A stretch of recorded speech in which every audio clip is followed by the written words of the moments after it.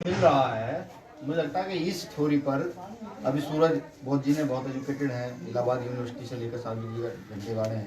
एक लीडर और हमारे सामने बैठे हैं, खूब साथ संघ अध्यक्ष हैं, हमारे सामने बहुत सारे साथी बैठे हुए हैं और भी स्टूडेंट हैं।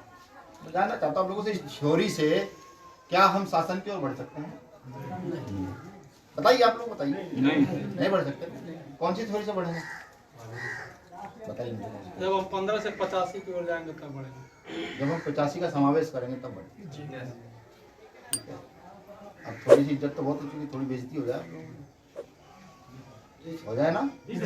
गलत नहीं कर रहे हैं, कर रहे हैं, गलत नहीं कर रहे हैं, गलत है ना? कौन सुधारेगा इसको? मैं सुधारूंगा?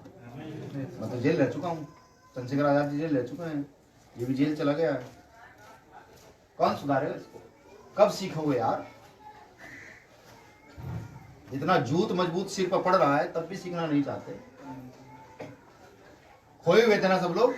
काशीराम साहब के मूवमेंट के बाद जो मूवमेंट अंधकार में जा चुका था, उस मूवमेंट को दोबारा वापस किया भीम आर्मी के लोगों ने। बताया कि इस देश का दलित आदिवासी डरपोक और भागने वाला नहीं है। बताया कि हम लोग इस देश की शासन व्यवस्था पर काबिज हो सकते हैं। बताया कि इस देश में एक संगठन ऐसा भी है जो बहुजनों की लीडरशिप रातों रात खड़ी कर सकता है और खड़ी कर सकता है। 21/7/2015 को भीम आर्मी की पहली मीटिंग होती है मेरे पैतृक गांव में। जो दो आदमी चीज को सोचते हैं, चंद्रशेखर आजाद और वीर रतन सिंह, कुछ किया जाए, काम करने निकल पड़ते हैं, सब कुछ छोड़कर निकल पड़ते हैं, मूवमेंट खड़ा कर देते हैं। उसमें शायद मौत भी आकर के गई है, मौत को गले लगाया, लेकिन मौत ने भी गले लगकर कहा कि तुम जैसे लोगों के भी गले लगने का समय नहीं आया है। अभी तुम जैसे हजारों लाख लोग चाहिए तो हो सकता है कि तब तुमको गले लगाए जाए। लेकिन उसके बावजूद भी, इतने बड़े समर्पण के बावजूद भी, तथागत गौतम बुद्ध के समर्पण के बावजूद भी, गुरु रैदास के समर्पण के बावजूद भी, गुरु नानक कबीर के समर्पण के बावजूद भी, बाबा साहब अंबेडकर और फूले साहब पेरियार साहब के समर्पण के बावजूद भी मेरी ये कौम नहीं सुधरती है, तो मुझ जैसे व्यक्ति के लिए डूब के मरने वाली बात है। मुझे आगे नहीं बढ़ने चाहिए। जब हम 15 से 85 का नारा सिर्फ अपनी जुबान पर लगा के रखेंगे, इसको समाज में फॉलो नहीं करेंगे, तो क्या होगा? आपकी भूतपूर्व सरकारों में यही हुआ। महाराष्ट्र के अंदर महार कहता है कि मैं महान हूं, यहां चमार कह देता है कि मैं महान हूं, दिल्ली में वाल्मीकि कहता है मैं महान हूं। इस तरीके से 15 से 85 का तो जो गठजोड़ कर पाएंगे? नहीं। अगर वाकई ही मूवमेंट के लोग हो, वाकई कई श्रम बाकी बची हो, तो अपने अधिकार छोड़ करके जो वो जातियां जिनको अधिकार नहीं मिले हैं आज तक संविधान के, उन जातियों को अपने साथ खड़ा करने का काम कीजिए। फिर पता लगेगा मूवमेंट नाम पाने का नाम नहीं है। जो सोचता हूं कि मूवमेंट में आके बहुत जल्दी नेता बन जाऊं, लोग मुझे जाने मेरा नाम हो, तो मुझे लगता है कि वो लोग मूवमेंट को नहीं चला पाए। कोई ये कहता हो कि वीर रतन सिंह नेता बन गया, ये मूवमेंट चला लेगा, ये भी बना, मैं नहीं चला पाऊंगा। कोई कहता हो सूरज बोध को मूवमेंट चला लेंगे, विनय सागर को, हरपाल भाई को मूवमेंट चला लेंगे, या नायक जी को मूवमेंट चला लेंगे, नहीं चला पाएंगे। मूवमेंट वो लोग चलाते हैं जो किसी चीज की परवाह किए बिना रात दिन धूप में, बारिश में, आंधियों में चले जाते हैं, मूवमेंट का झंडा गाड़ते चले जाते हैं। मूवमेंट वो लोग चलाते हैं। अगर आप ऐसे नहीं बन सकते तो मुझे लगता है कि भीम आर्मी ने तो मूंछों में ताव की आदत डाल दी है। आज भीम आर्मी किसी भी अधिकारी के सामने भिड़ जाती है।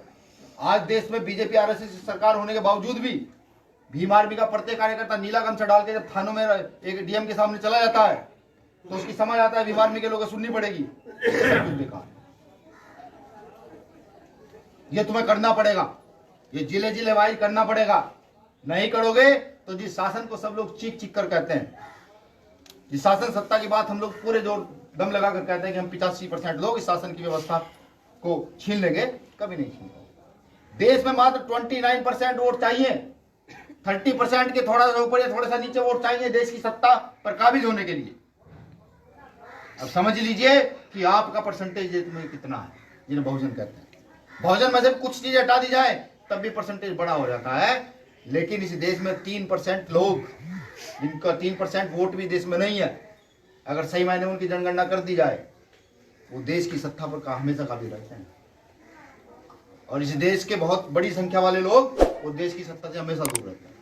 कारण सोचिए यार, पढ़े लिखे लोग हैं, कारण सोचिए क्या। सोचिए अपने गांव की स्थिति के विषय में कि जब गांव में इतनी सारी जातियां हैं तो गांव पर राजनीति करने वाला व्यक्ति, जिसको आप यहां खड़े होकर सवर्ण और मनुवाद का पोषक कहते हैं, वो गांव का सरपंच, प्रधान, बीडीसी मेंबर कैसे बन रहा है? सोचिए। सोचिए नहीं पड़े। सत्ता की ओर जाना चाहते हैं ना, सत्ता का सुख भोगना चाहते हैं, सत्ता कैसी होती है देखना चाहते हैं।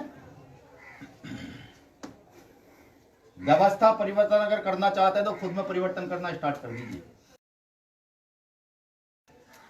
कि अनुसूचित जाति, अनुसूचित जनजाति की वो जातियां जो जिले में मुश्किल से जिनके वोट 1000 हैं या जिनकी संख्या 4 घर ही है, उन लोगों को अपने पास खड़ा करना शुरू कर दिया। आरएसएस ने यही किया।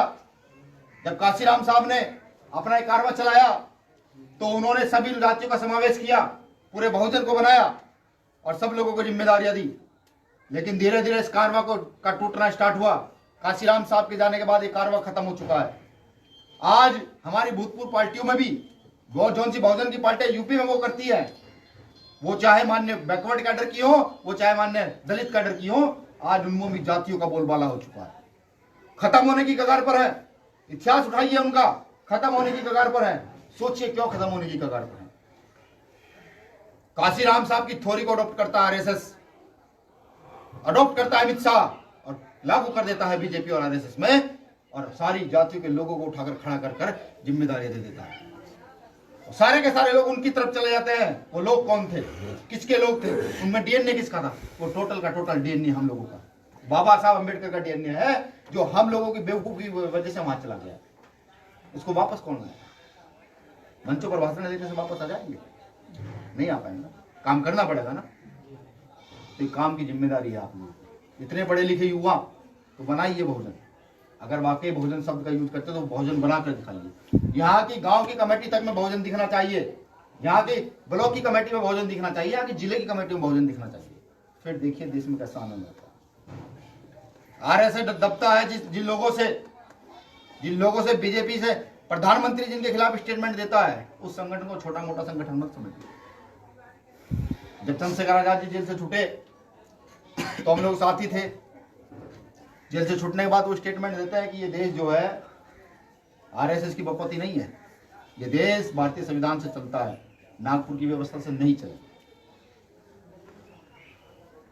3 दिन के बाद मोहन भागवत का स्टेटमेंट आता है कि ये देश तो भारतीय संविधान से चल रहा है, नागपुर से नहीं चल रहा है। मोहन भागवत का स्टेटमेंट आता है।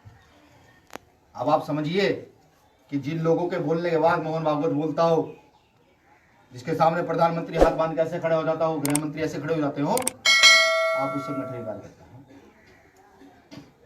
उस संगठन के कार्यकर्ता के जूते में जितना दम होना चाहिए, उस संगठन के कार्यकर्ता के दिमाग में भी उतना दम तब तक नहीं होगा तो शासन व्यवस्था की ओर हम बढ़ेंगे। कीजिए अपने अंदर नॉलेज पैदा। जो लोग ग्रेजुएशन कर रहे हैं, जो लोग इंटर में हैं, वो लोग संगठन की ओर ना ध्यान दे, वो अपनी पढ़ाई की ओर ध्यान दे। बचा खुचा समय बाबा साहब का लिटरेचर पढ़ने पर, बहुजन महापुरुषों का लिटरेचर पढ़ने में लगाए तो एक भीम आर्मी का नया कैडर ऑटोमेटिकली तैयार हो जाए। जो लोग ग्रेजुएट हो चुके हैं, ग्रेजुएशन से बाहर जा चुके हैं, या जो लोग स्टूडेंट लीडर हैं, वो आए, उनके लिए वायु खुली है। उनकी क्षमता के हिसाब से, वो जितनी क्षमतावान है, जितनी ऊर्जा उनके अंदर है, वो जितने बड़े लीडर बनना चाहते हैं, भीम आर्मी बनाएगी। भीम आर्मी ने बनाए हैं। मैं भीम आर्मी की पैदाइश हूँ, भाई चंद्रशेखर आजाद भीम आर्मी की पैदाइश है, और तमाम साथी ये सूर्य नायक भीम आर्मी की पैदाइश है, और तमाम साथी मंडल जी लोग मंडल महासचिव भीम आर्मी की पैदाइश, ऐसे लाखों लोग भीम आर्मी की पैदाइश है पूरे देश के अंदर। अब सोचना आप लोगों को है कि किस दिशा में संगठन को लेकर चलना। पुराने लोग एक बात कहते हैं, जहां अनुशासन नहीं होता वहां शासन नहीं होता। और ये जो मैं देख रहा हूं, ये अनुशासन नहीं है दोस्तों।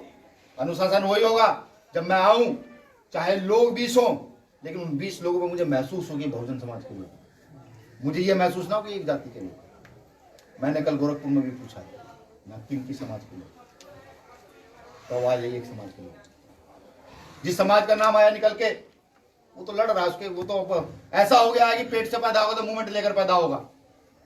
बच्चा पेट में तो उसको मूवमेंट पेट में सीख रहा है, वो तो ऐसा हो चुका है। उसका 5 साल का 3 साल का बच्चा बाबा साहब अम्बेडकर को जानता है, बुद्ध गुरुदास को जानता है। लेकिन जो लोग आज इस मूवमेंट से दूर हैं, उन लोगों को अपने पास लगाना पड़ेगा ना। समझाइए, बताइए, कंधे से कंधा मिलाकर खड़ा कीजिए, आप मजबूत हो जाएंगे। नहीं खड़ा करेंगे तो मानव कांशीराम साहब चले गए, उनके साथ बहुत सारी टीम थी, वो चली गई। बाबा साहब के साथ भी बहुत सारे लोग थे, चले गए। हम भी चले जाएंगे, आप भी चले जाएंगे। वो जो बात चल रही है ये कहने की, जगदीश प्रसाद कुशवाहा ने कहा था कि पहली पीढ़ी मारी जाएगी, दूसरी जेल जाएगी, तीसरी राज करेगी, तो हमें लगता है माननीय सूरज कुमार बोस जी ये जो पीढ़ी है ये अगर इस दिशा में चलती रहे एक जाति की तरफ, ये राज नहीं कर पाएंगे। बहुत साफ समझते हैं, आपको बुरा लग रहा होगा, लेकिन जहाँ रहते हैं थोड़ा सा जुबान कड़वी है, हरियाणा मिक्स है, तो जो शब्द निकलता है बिल्कुल साफ स्पष्ट निकलते हैं, बिल्कुल क्लियर। पूर्वांचल की और बुंदेलखंड की तो बोली बहुत अच्छी है, मीठी बोली, हम लोग की कड़वी बोली। तो इस ओर ध्यान लगाइए और काम करना शुरू कीजिए। अब मेरा आप सब लोगों से एक सवाल है, वो मुझे पहले ही पूछना था, खड़े होते ही पूछ लेना था। कुछ लोगों के चेहरे पर मैं देख पा रहा हूँ कि बैठिए, आ जाइए सब लोग, सब लोग बैठ जाए भाई। जय भीम, जय भीम। मेरा आप सब लोगों से एक सवाल है। मैंने बताया कि मैं यहाँ खड़े होते ही उस सवाल को पूछना चाह रहा था, कुछ लोगों के चेहरे पर शिकन दिखाई दे रही है। पार्टी के विषय में कोई किसी का सवाल है? बीमार में जो एक पार्टी बनाई है भाई चंद्रशेखर आजाद जी ने, उसके विषय में कोई क्वेश्चन है किसी का? तो पूछना चाहता तो बेधड़क होकर पूछे। किसी का कोई सवाल हो, शिकायत हो, सलाह अगर भी हो तो कम शब्दों में अपनी बात रखें। ऐसा न रहे कि हमारे जाने के बाद या सर के जाने के बाद कोई सवाल हो और आप उसका जवाब न दे पाएं। अगर आपका नहीं है तो मैं बता दूं आपको पहले एक बात। सन 2002 के बाद का बहुजन मूवमेंट पढ़िएगा, ना पढ़ सको तो किसी एडिट साथी से सीखिए, तो वामसक का व्यक्ति मिल जाए, जानना बन जाए। सन 2002 के बाद बहुजन मूवमेंट कैसे बढ़ा और कैसे खत्म हुआ, बस ये दो सवाल के जवाब अगर आपने ढूंढ लिए तो आपको पता लग जाएगा पार्टी निर्माण की आवश्यकता क्यों है। सन 2007 में पूर्ण बहुमत में रहे, उसके बाद जो लीडरशिप चलनी चाहिए थी, बहुजनों की लीडरशिप चलनी चाहिए थी, या मैं ये कहूं जो माननीय काशीराम साहब ने वंशवाद को खत्म करके, पूंजीवाद को खत्म करके जो देश में लीडरशिप दी थी, उस लीडरशिप पर काम होना चाहिए था, उस लीडरशिप पर काम नहीं हुआ। अगर मेरे समाज की पीड़ा कोई मिश्रा चौबे जाकर के संसद विधानसभा में रखेगा तो उसे मेरे समाज की पीड़ा का नहीं पता है, उसे भूख का ही नहीं पता है। मेरे समाज की पीड़ा कोई रख सकता है तो जिसे मेरे समाज की भूख का पता है वो जाकर वहां पीड़ा रख सकता है। अब मैं ये कहूं कि कोई एसी में बैठा हुआ व्यक्ति या कोई बड़ी बड़ी बिल्डिंगों में, बड़ी बड़ी कारों में घूमने वाला व्यक्ति इस समाज का दुख दर्द रख देगा तो मैं उससे बड़ा बेवकूफ कोई नहीं रख सकता। जिसके पेट में भूख लगती है ना, उसे रोटी की कीमत का पता होता है। हम भूखे लोग हैं, तन पे कपड़े नहीं है, यही लोग मूवमेंट चला रहे हैं। और इन लोगों के लिए ही माननीय काशीराम साहब ने सारी व्यवस्था बनाई थी। इसमें जो पढ़े लिखे लोग होंगे, जो स्टूडेंट लीडर होंगे, वो लड़ करके आगे की ओर जाएंगे। जो कॉलेजों में लाठियां खाते हैं, जो सड़कों पर लाठियां खाते हैं, वो वहां से नेता, जो सड़कों से नेता बनते हैं, वो लोग जाकर के देश की राजनीति में भागीदारी करेंगे। ऐसा नहीं हुआ क्या? 1585 का नारा था, वो नारा 100% कर दिया। बहुजन हिताय बहुजन सुखाय का नारा था, उस नारे को सर्वजन हिताय सर्वजन सुखाय कर दिया, कोई दिक्कत नहीं है। लेकिन उस सर्वजन को यह सोचना चाहिए कि जो बहुजनों की बेटियों के साथ रेप होते हैं, इस लॉकडाउन में बहुजनों क्या मोस्टली दलितों की सबसे ज्यादा जमीनें जो छीनी गई हैं, इनके सबसे ज्यादा मर्डर जो हुए हैं, इनकी आवाज कौन उठाए? उनको ये सोचना है। जब उस आवाज को कोई नहीं उठाता तो साथियों दर्द होता है। और जिसका स्वाभिमान जिंदा है बाबा साहब अम्बेडकर को बढ़ के, जिसका स्वाभिमान जिंदा है माननीय काशीराम के संघर्ष को देख करके, तो वो तो खाली बैठेगा नहीं, वो खाली नहीं बैठेगा, वो तो कुछ ना कुछ करेगा। कुछ ना वाह जी, बहुत बढ़िया। वो कुछ ना कुछ करेगा। वो जब कुछ करेगा तो भारत की व्यवस्था उसको नक्सली और आतंकवादी कह करके पुकारे। हो सकता है कल तुम लोगों के माथे पर ये ठप्पा लग जाए, लेकिन अगर तुम वाकई डॉक्टर बाबा साहब अम्बेडकर के कार्यों को आगे बढ़ाना चाहते हो, वाकई माननीय काशीराम साहब के कार्यों को आगे बढ़ाना चाहते हो, तो तुम्हें कुछ ना कुछ करना होगा। कुछ ना कुछ करना होगा, ज्यादा कुछ नहीं करना। प्रत्येक गांव में अपना 1 से 2 कार्यकर्ता खड़ा करना है और उस कार्यकर्ता को सिर्फ ये कहना कि 1 घंटे तुझे मूवमेंट के लिए काम करना है, ज्यादा नहीं। तो अब 23 घंटे तेरे, 1 घंटा तेरा सिर्फ मूवमेंट। उस मूवमेंट को सिखाए, बताए लोगों को, और इस कारवा को आगे जोड़ लेकर के हमारी लड़ाई क्या है ये समझना जरूरी। हमारी लड़ाई है देश में समानता की। हम चाहते हैं जैसे इस देश में सब लोग समान है, सबकी इज्जत होती है, ऐसे हमारी बहन बेटी को हमारी भी इज्जत होती, हमें चाहते हैं। लेकिन नहीं, उसका विपरीत हो रहा है। हमारे साथ घटना लॉकडाउन में हुई, हम थाने में गए तो लाठीचार्ज हम पर हुआ, हम पर ही मुकदमा लगा, हम पर ही व्यवस्था भंग के केस हुए और हम अंदर चले गए। जिन्होंने हमको मारा पीटा, हमारी जमीनें छीनी, हमारी लड़कियों को छेड़ा, वो थाने में गए, उनको चाय पिलाई गई बैठा करके और उनको घर भेज दिया गया ऐसा ही। समझिए क्या अंतर है कि एक ताकतवर और एक कमजोर में ना तो कभी फैसला हुआ है ना कभी फैसला होगा। अगर फैसला करना चाहते हैं तो तुमको ताकतवर बनना पड़ेगा। ताकतवर कैसे बनोगे? इस देश की सत्ता पर काबिज होने के लिए 4 चीजें चाहिए: बुद्धिबल, बाहुबल, जनबल और धनबल। ये 4 चीजें चाहिए। आपके पास धनबल नहीं है, मैं जानता हूं, बिल्कुल नहीं है। आपके पास शायद बाहुबल भी नहीं है, ठीक है, नहीं है, ये समझ लो। लेकिन आपके पास 2 बल है। पहला बुद्धिबल, जो आप बढ़ा सकते हैं तथागत गौतम बुद्ध की नीति पर चलकर, जितनी किताबें हैं उनको पढ़ करके, बाबा साहब के बनाए हुए संविधान पर चल करके बुद्धिबल आप बढ़ा सकते हैं, क्योंकि बाबा साहब डॉक्टर अम्बेडकर ने आपको संविधान का शिक्षा का अधिकार दिया। और दूसरा है जनबल, जो ताकत आपके पास ऑलरेडी भारत में आपसे ज्यादा जनबल किसी के पास नहीं है। और जिसके पास ये 2 बल होते हैं उसके पास बाहुबल और धनबल कब आ जाता है ये पता नहीं लगता साथियों। आपको इन 2 बल पर काम करना है। एक अपना जनबल बढ़ाना है, दूसरा अपना बुद्धिबल बढ़ाना है। जो लोग शिक्षा की ओर अग्रसर हैं वो खूब किताबें पढ़ें, सिलेबस के साथ साथ वो मूवमेंट की किताबें पढ़ें। देखिए देश में कितनी बड़ी ताकत के साथ हम लोग उभरते हैं। आज जानते हैं हम लोगों पर शोषण क्यों है? आज हम लड़ रहे हैं इसलिए हम लोगों पर शोषण है। अगर हम आज ना लड़ना छोड़ दें तो हम लोगों पर शोषण खत्म हो जाएगा, यानी कि हम फिर गुलामी उनकी एक्सेप्ट कर लें तो शोषण कहां से होगा? गुलाम एक्सेप्ट किए हुए। आज हम गुलामी एक्सेप्ट नहीं कर रहे तो ये चीजें उनको हजम नहीं हो रही। आपके होंगे मंत्री बहुत सारे, आपके होंगे नेता बहुत सारे, लेकिन इस देश में उन मंत्री नेताओं को क्या करूं जब 2 अप्रैल में 13 भाई शहीद होते हैं, उनके घर की व्यवस्था वो लोग नहीं कर सकते। उनके छोटे छोटे बच्चे, ये सूरज बुद्ध गया हुआ, छोटे छोटे बच्चे, एक व्यक्ति के यहाँ 3-3, 4-4 लड़कियां रोती हैं। आपके नेता कई हजार करोड़ के मालिक हैं, लेकिन उन 13 घर की व्यवस्था नहीं कर पाए। कई हजार करोड़ के मालिक, वो चाहे यूपी के हों, बिहार के हों, मध्य प्रदेश के हों, महाराष्ट्र के हों, कहीं के भी हों, कि उन 13 बच्चों की व्यवस्था कर दे, उनके घर के खाने की व्यवस्था कर दे, उनके बच्चों के पढ़ने की व्यवस्था कर दे। नहीं है इतना बड़ा दिल, कोई किसी बहुजन नेता में भी नहीं है, नहीं रखता कोई इतना बड़ा गुर्दा। कई हजार करोड़ के मालिक होते हुए ऐसे नेताओं का चाल डालो, क्या करोगे ऐसा नेताओं का?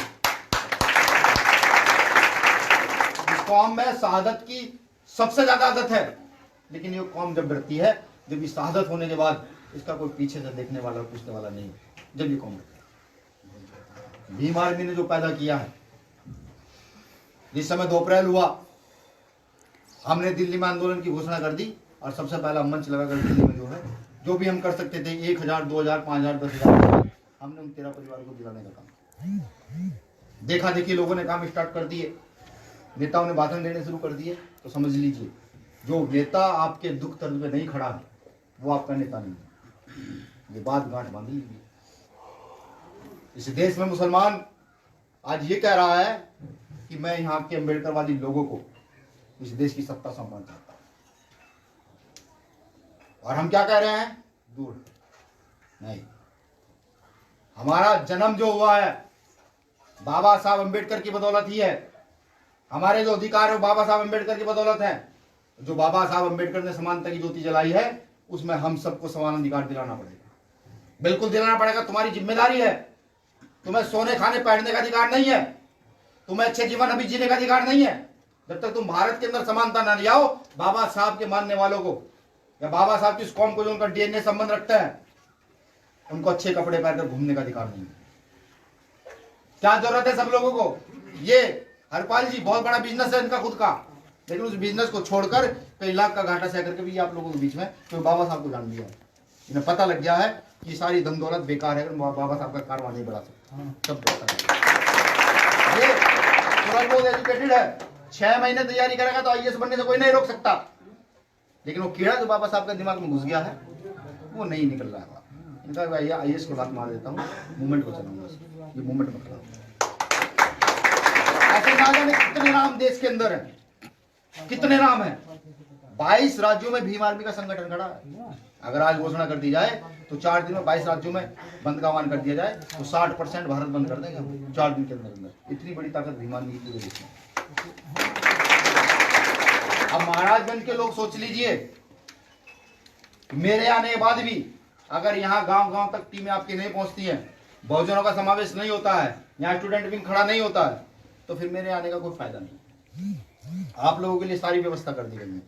कोई अगर ये कहता है, ठीक है, लेकिन आना पड़ेगा। कोई अगर ये कहता है कि मुझे राजनीति करनी है, मैं कहाँ कैसे राजनीति करूँ, आपकी कैपेसिटी पर बेस्ड है। ठीक, सारी व्यवस्थाएं कर दी गई है। भीम आर्मी है, राजनीतिक दल आपको दे दिया गया है, स्टूडेंट विंग दे दिया गया है, महिला विंग दे दिया गया है, मजदूर विंग, किसान विंग सारे दे दिए गए हैं। धीरे धीरे इनका गठन किया जा रहा है। धीरे धीरे जब कब्जे की बात होगी, फिर एक झटके में इस पूरे देश पर कब्जा करेंगे, हर चीज पर कब्जा करेंगे। वो चाहे यहाँ की कई हजार करोड़ की कोयले की खदानें हो, वो कई हजार करोड़ की हीरे की खदानें हो, पेट्रोलियम मैग्नीशियम की खदानें हो, वो चाहे कई हजार करोड़ के रोड के ठेके हो, इन सब पर कब्जा करेंगे। ये ठान लीजिए, मान लीजिए। 5 साल की अगर मेहनत कर जाते हैं आप लोग, स्वार्थ छोड़कर 5 साल, तो इस देश की सारी व्यवस्था में आपकी हिस्सेदारी है, सारी व्यवस्था। टुकड़ों का जीवन नहीं जीना, बहुत कुछ नहीं होगा। ज्यादा ज्यादा क्या हो सकता है, गोली मार देगा ना कोई। बस जीवन और मृत्यु तो सच है, क्या बनते जी? जीवन और मृत्यु सच है और कुछ सच नहीं है। नहीं, मरना है तो मरना है। अगर मूवमेंट में काम करते हुए चले जाते हैं तो पूरा समाज याद रखेगा, ताउम्र शहीद का दर्जा देकर रखेगा, वरना सड़क पर तो कुत्ते बिल्ली मर रहे हैं भाई। तो मूवमेंट की आग अपने दिलो दिमाग में बिठा लीजिए और जाइए, सब लोगों तक पहुंचिए, ओबीसी समाज के लोगों को बताइए। जैसे यादव जी बैठे हुए हैं, हम पूछें इनसे ललित सिंह यादव को पढ़े हो तो मना कर देंगे, वे नहीं पढ़े। ग्रेजुएट व्यक्ति से पूछेंगे बैकवर्ड के ललित सिंह यादव को पढ़े हो, जगदीश प्रसाद कुशवाहा को पढ़े हो, हमने मना कर देंगे, नहीं पढ़े।